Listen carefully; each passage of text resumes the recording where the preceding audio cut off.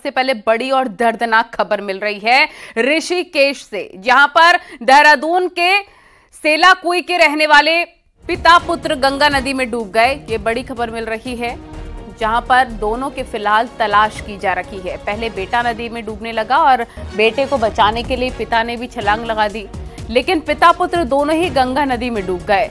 देवप्रयाग से देहरादून जा रहे संजय थापा का परिवार माला कुठी पुल के पास गंगा नदी में नहाने के लिए रुका और इस दौरान 23 साल का आशीष नदी में डूबने लगा और बेटे को बचाने के चक्कर में 52 साल के संजय भी आगे गए, वो भी डूबने लगे। इस दौरान दोनों ही डूब गए। संजय थापा की पत्नी और सरिता और दूसरा बेटा दिव्य ऋषि भी उनके साथ थे। दोनों सदमे में बताए जा रहे हैं। एसडीआरएफ इसके लिए सर्च ऑपरेशन चला रही है।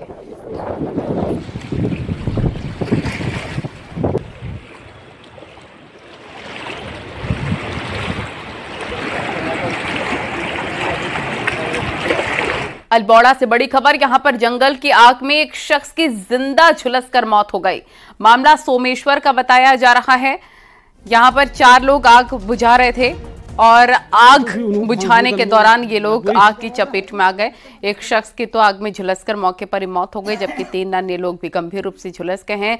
घायलों को अल्मोड़ा के बेस हॉस्पिटल में भर्ती करवाया गया। चारों शख्स नेपाल के रहने वाले हैं। अल्मोड़ा के जंगलों में आग की घटनाएं लगातार बढ़ रही हैं और सोमेश्वर के साथ जागेश्वर में आग की घटनाएं ज्यादा हो रही हैं।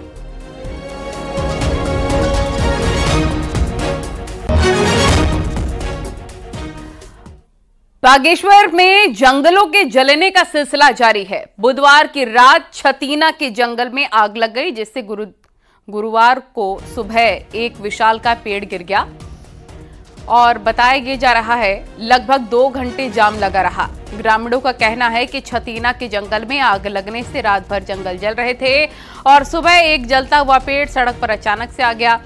गनीमत ये रही कि उस समय रोड से कोई गुजर नहीं रहा था। बाद में फायर टीम ने पेड़ को हटाकर यातायात सुचारू करवाया।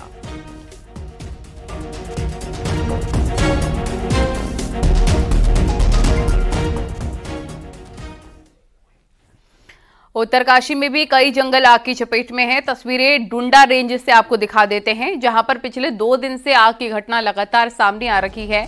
जंगलों की आग से लाखों की वन संपदा जलकर खाक हो रही है। काफी नुकसान हो रहा है जंगली जीवों को भी। वन विभाग आग बुझाने में जुटा हुआ है, लेकिन कामयाबी नहीं मिल पाई है।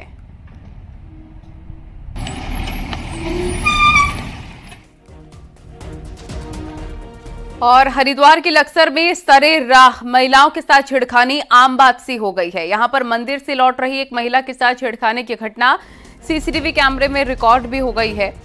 और बता दें, जिसमें सड़क पर अकेले जा रही महिला के पीछे से आए बाइक सवार ने छेड़खानी की और फरार हो गया।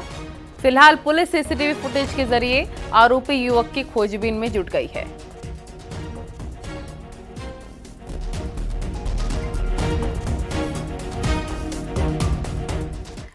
ऋषिकेश के डोईवाला के शहीद मेजर प्रणय नेगी को गुरुवार को श्रद्धांजलि दी गई है, अंतिम विदाई दी गई, जहां प्रणय नेगी करगिल सेक्टर में मौसम खराबी के चलते हुए अपने कर्तव्य का निर्वहन करते हुए शहीद हो गए थे। मंत्री प्रेमचंद अग्रवाल, हरीश रावत ने भी शहीद को श्रद्धांजलि दी। इसके बाद हरिद्वार के खड़खड़ी में उनका अंतिम संस्कार किया गया। शहीद प्रणय नेगी की 3 साल पहले ही शादी हुई थी और उनके एक बेटा है।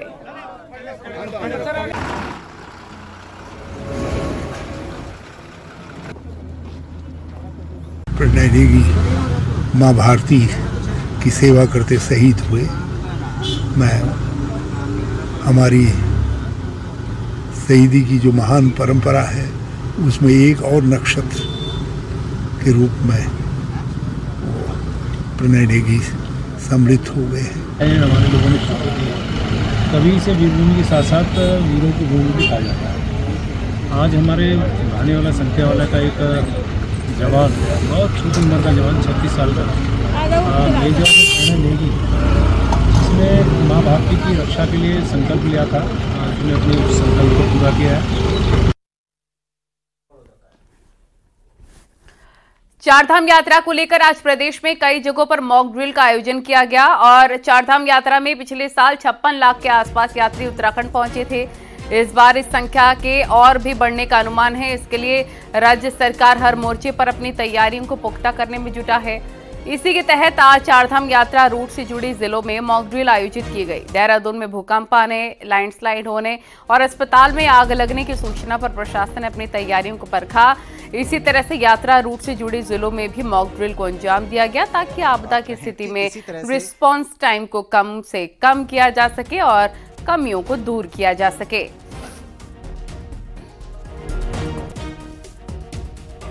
व्यवस्थाएं चुस्त दुरुस्त हैं और भविष्य में अगर इस तरह की भगवान न करे कोई इस तरह की आपदाएं हों, अगर होंगी तो हमारा सिस्टम तैयार है।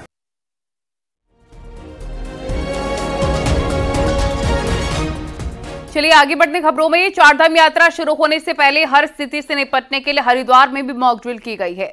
मॉक ड्रिल में एनडीआरएफ, एसडीआरएफ और आपदा प्रबंधन विभाग की टीम ने हिस्सा लिया। प्लानिंग के तहत हर की पैड़ी के पास यात्रियों का दबाव बढ़ जाने से भगदड़ की सूचना फ्लैश की गई, जिसमें कई श्रद्धालुओं की गंगा में बहने की सूचना कंट्रोल रूम को दी गई। घटना पर क्विक रिस्पांस करते हुए एसडीआरएफ की टीम मौके के लिए रवाना हुई और राफ्टिंग के जरिए बह रहे लोगों को बाहर निकालना और अस्पताल के लिए भेजा गया।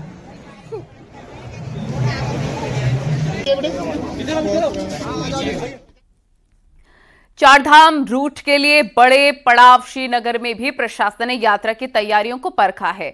श्रीनगर के डोंगरी पंत क्षेत्र में भूकंप के वजह से स्कूल क्षतिग्रस्त होने की सूचना थी, जिसके बाद मौके पर रेस्क्यू टीम पहुंची और स्कूल से बच्चों को बाहर निकाला गया है।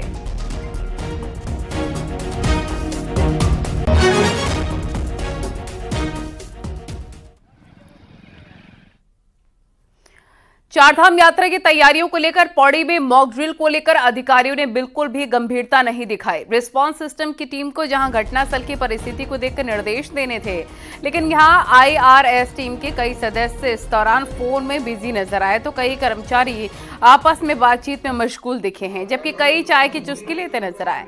कई अधिकारी मॉक ड्रिल को सिर्फ मॉक ड्रिल मानकर ही सुस्त नजर आए। हालांकि डीएम ने कई बार अधिकारियों को फटकार भी लगाए, लेकिन फिर भी अधिकारी मॉक ड्रिल को हल्के में लेते हुए नजर आए हैं। अभी तक का ओवरऑल वो चल रहा है और इसमें जो भी इश्यूज या जहाँ पे हमें फंक्शनल फेलियर देखने को मिले, उन सारे फंक्शनल फेलियर के बेसिस पे अकॉर्डिंगली अधिकारियों को सेंसिटाइज भी किया गया ताकि रियल सिचुएशंस में हम बेटर तरीके से परफॉर्म करें।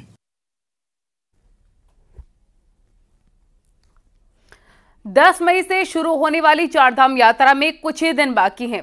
यात्रा को लेकर श्रद्धालु भी काफी उत्साहित नजर आ रहे हैं। चारधाम के लिए अभी तक 18 लाख से ज्यादा रजिस्ट्रेशन हो गए हैं, जिसमें कि केदारनाथ धाम के लिए अभी तक 6,33,000 रजिस्ट्रेशन हुए हैं।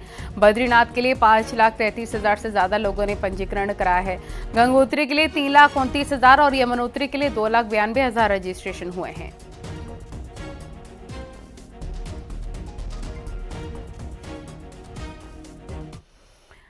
तो चारधाम यात्रा को लेकर यात्रियों की कैंपिंग किए जाने से गंगोत्री और यमुनोत्री में पर्यटन व्यवसायी विरोध कर रखे हैं। उनका कहना है कि यात्रियों की संख्या सीमित कर दिए जाने से उनका कारोबार प्रभावित हो रहा है।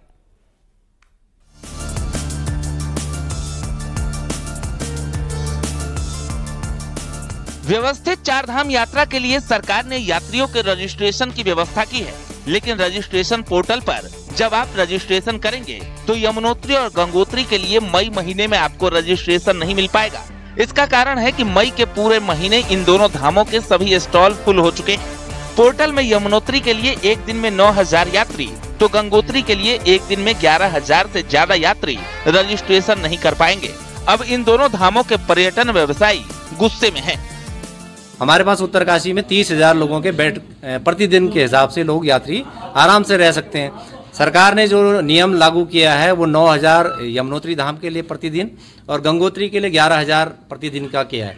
इस संख्या का हम कड़ा विरोध करते हैं। ये लिमिटेशन नहीं होनी चाहिए। कैंपिंग जैसी व्यवस्था पर प्रशासन खुलकर कुछ नहीं कह रहा है। हालांकि गढ़वाल कमिश्नर का कहना है कि रजिस्ट्रेशन पर कोई रोक नहीं है। हमारा काम है यात्रा सुगम चले, सुचारू ढंग से चले, लोगों को अच्छे ढंग से दर्शन करने को मिले।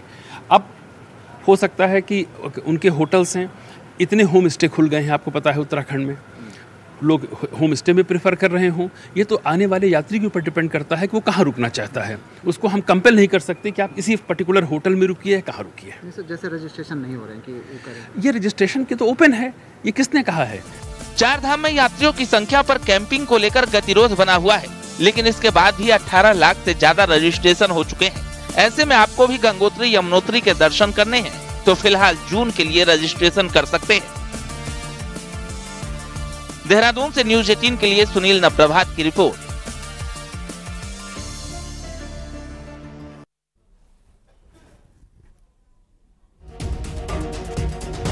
12 मई को बद्रीनाथ धाम के कपाट श्रद्धालुओं के लिए खोल दिए जाएंगे। वहीं यात्रा की तैयारियों का जायजा लेने मुख्य सचिव राधा रतूड़ी आदि बद्रीनाथ धाम पहुंचे और साथ ही यहां पर मुख्य सचिव राधा रतूड़ी ने बद्रीनाथ धाम में चल रहे मास्टर प्लान के कामों का स्थायी निरीक्षण करते हुए बद्रीनाथ धाम में कपाट खुलने की तैयारियों को लेकर जायजा भी लिया।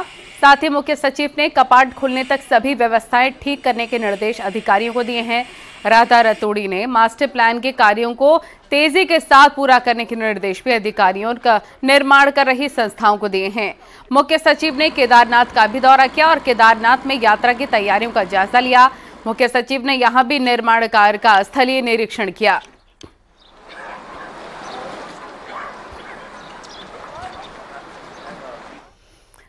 और वहीं बद्रीनाथ धाम में जबरदस्त बर्फबारी हुई है। चारों तरफ बर्फ की सफेद चादर से बद्रीनाथ धाम ढक चुका है। बद्रीनाथ धाम के कपाट खोलने में 11 दिन है, लेकिन धाम में अभी भी कड़ाके की ठंड पड़ रही है और बर्फबारी हो रही है।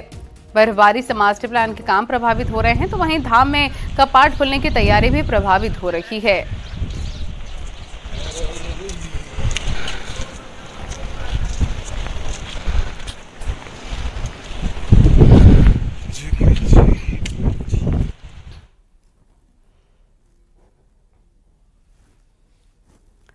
हेमकुंड साहिब तक भारतीय सेना ने बर्फ को हटाकर रास्ता बनाया और हेमकुंड साहिब तक पहुंचे। सेना के जवानों के साथ गुरुद्वारा ट्रस्ट के सेवादार भी मौजूद रहे।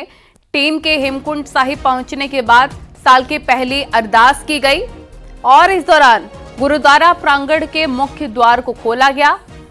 इस दल में सेना के 35 सदस्य और ट्रस्ट के 15 सेवादार भी शामिल हुए।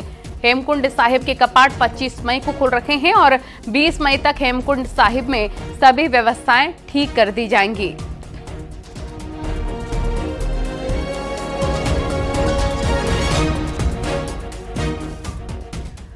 और मुख्यमंत्री पुष्कर सिंह धामी का दूसरे राज्यों में तूफानी चुनाव प्रचार लगातार जारी है। झारखंड के रांची में सीएम धामी ने चुनाव प्रचार किया और यहां बीजेपी उम्मीदवार संजय सेठ के समर्थन में मुख्यमंत्री ने जनता से बीजेपी के लिए वोट की अपील की। उत्तराखंड में चुनाव खत्म होने के बाद सीएम धामी अलग अलग राज्यों में जा रहे हैं और बीजेपी प्रत्याशियों के लिए प्रचार कर रहे हैं।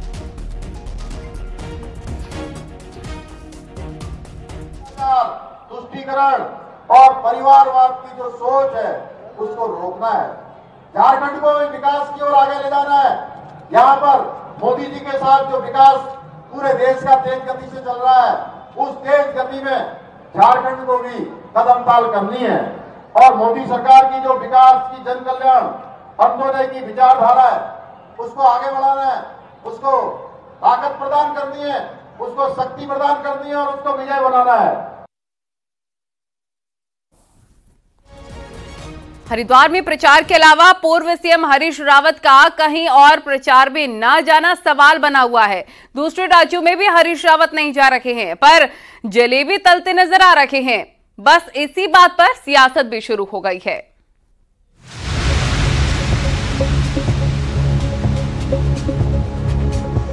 कांग्रेस नेता हरीश रावत ने इस बार हरिद्वार सीट को छोड़कर प्रदेश में कहीं प्रचार नहीं किया, तो स्टार प्रचारक होने के बावजूद अब तक उत्तर प्रदेश भी नहीं गए। खाली वक्त और स्टार प्रचारक होने के बावजूद प्रचार में न जाने की वजह क्या है?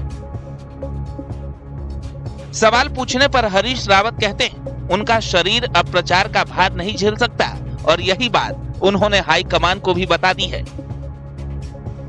और मैंने 1-2 जगहों पार्टी ने मेरी जिम्मेदारी लगाई थी, जैसे यूपी में और हिमाचल के लिए मुझसे कहा है, पंजाब के लिए कहा है, लेकिन मैंने नम्रतापूर्वक कह दिया है कि मैं इतना झटका झेलने की स्थिति में, अब इतना भार अपने कम शरीर पर लेने के लिए की स्थिति में नहीं।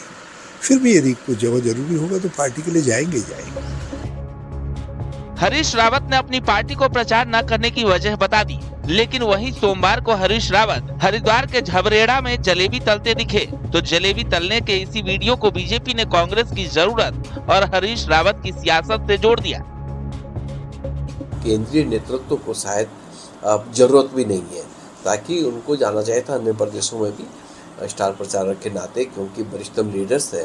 किंतु अब इनको समय इतना ही मिलता है कि जलेबी समोसे तले और परोसे लोगों को, यही काम आज रह गया है। 76 साल के हरीश रावत ने न इस बार चुनाव लड़ा और न ही हरिद्वार सीट को छोड़कर कहीं प्रचार किया, पर सवाल सेहत का है और हरीश रावत की भविष्य की सियासत का भी। दीपांकर भट्ट, न्यूज़ 18, देहरादून।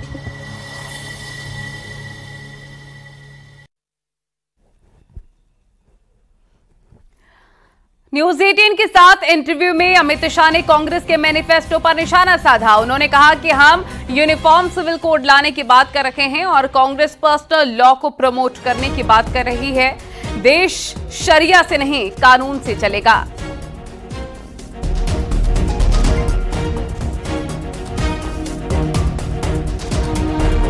के बाद ये देखा गया कि थोड़ा ये तुष्टीकरण की ओर मुड़ा, थोड़ा हिंदू मुसलमान हुआ।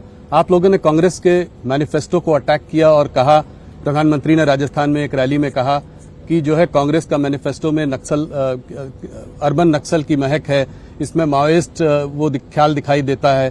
तो ये कहां से आया? देखिए, हमारा दायित्व है कि हमारे खिलाफ जो चुनाव लड़ रहे हैं इनकी मंशाओं को हम उजागर करें। जी, आप मुझे बताइए, इस जमाने में कोई भी पॉलिटिकल पार्टी पर्सनल लॉस की बात कर सकती है क्या? क्या देश शरिया के आधार पर चलेगा? एक और हम हमारे घोषणा पत्र के अंदर, संकल्प पत्र के अंदर कह रहे हैं कि हम यूनिफॉर्म सिविल कोड लाएंगे। कांग्रेस कह रही है हम पर्सनल लॉ को प्रमोट करेंगे। 400 पार कैसे होगा साकार? यूपी में जीत को लेकर अमित शाह का क्या है बड़ा दावा? जातीय जनगणना पर क्या बोले गृह मंत्री अमित शाह? कांग्रेस के मैनिफेस्टो और राहुल प्रियंका के यूपी से लड़ने और ना लड़ने के कंफ्यूजन पर क्या बोले हैं अमित शाह? साबरमती रिवर फ्रंट से पहली बार न्यूज़ 18 के group editor in chief Rahul Joshi के साथ गृह मंत्री अमित शाह का पूरा इलेक्शन एक्सक्लूसिव इंटरव्यू देखिए आज रात 9 बजे।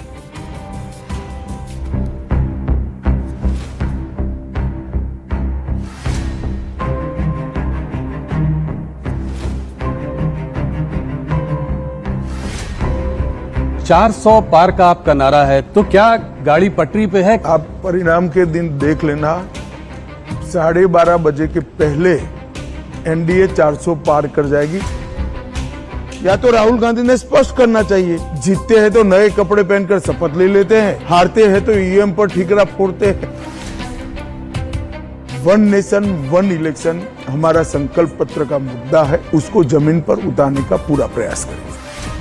हमारी लोकतांत्रिक पद्धति और हमारा चुनाव दुनिया में सबसे ज्यादा ट्रांसपेरेंट है, सबसे ज्यादा विश्वसनीय है।